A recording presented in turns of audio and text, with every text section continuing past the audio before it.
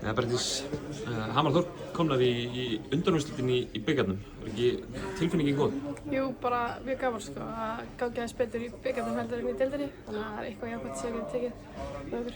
En sko, svona gengi ykkar í deildinni hefur samt sko, ef ég fæ aðeins að koma til það, ég meina, þetta hefur ekkert verið alveg ömurlegt, það er bara erfitt að ná í sigra einhvern veginn.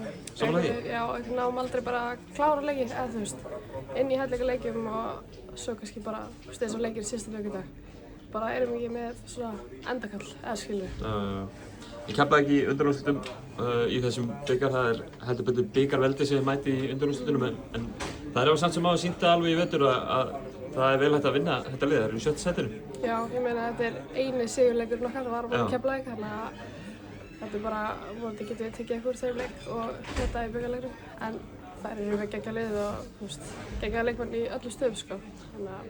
Hamar Þór, Þorlákshöfn og hver að gera þessi tveir bæir sem standa þessu liði hjá okkur, hefur nú sýnt það svona gegnum árin að það hefur verið eitthvað til að spila fyrir, þá hefur verið mætt og sungið og trallað. Hljótum að kalla eftir því að... Já, bara 100%. Við erum með geggjað bakland hjá okkur og þú veist, það er svo síðasta leik var bara sterkir stúkar í Þorlákshöfn og þetta er geggjað fólk að það, sko. Kærar þakkir, gangi ykkur vel.